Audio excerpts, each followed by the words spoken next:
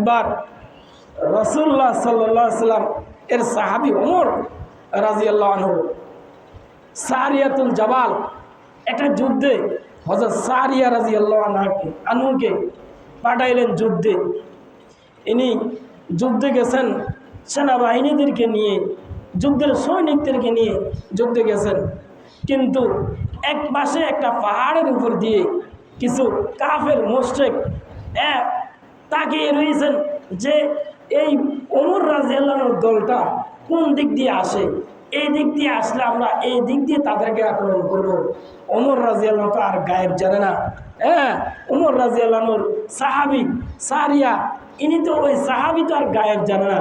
এই জন্য হযরত ওমর এমন জুমার দিন মসজিদে খুতবা দিতেছেন, খুতবা অবস্থায় দেখতেছেন যেই সাহাবীদেরকে পাঠাইলেন তাদের নেতা সারিয়া ইনাকে কমান্ডার হিসাবে পাঠাইলেন যুদ্ধে, কিন্তু এখন দেখতেছেন যে পাহাড়ের ওই পাশ থেকে কুফার মুশরিক আক্রমণের জন্য তাকিয়ে রয়েছে।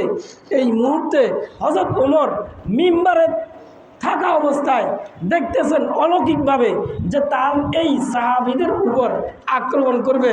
মিম্বর থেকে দাঁড়িয়ে একটা আওয়াজ দিলেন হযরত ওমর, ইয়া সারিয়াতুল জাবাল, হে জাবালে যাকে, হে সারিয়া, তোমাকে আমি পাঠাইছি, কিন্তু শত্রু তোমার দিকে আক্রমণের জন্য পাহাড়ের ওই পাশে গোপনে বসে রয়েছে। সুবহানাল্লাহ বলেন।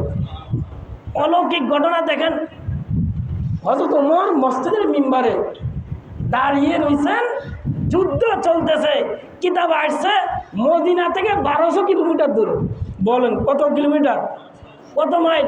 1200 মাইল দূরে ওই সাহাবীরা যুদ্ধে যাইতেছেন, পাহাড়ের উপর থেকে এরা আক্রমণের জন্য পেতে রয়েছে। হযরত ওমরকে আল্লাহ তাআলা অলৌকিক শক্তি দিলেন। ওমর দেখলেন, ওমর এখান থেকে ওই যুদ্ধের সৈনিক যিনি আছেন কমান্ডার সারিয়া, তাকে ইঙ্গিত করে বললেন যে তোমরা সতর্ক হও, তোমরা কি হও? সতর্ক। হযরত ওমরের এই কারামত দিলেন কে? এই শক্তি দিয়েছেন কে? আওয়াজ করবেন, এই শক্তি দিয়েছেন কে? কিসের কারণে? ও রাসূলের হাতে হাত দেওয়ার কারণে, রাসূলের হাতে হাত দেওয়া।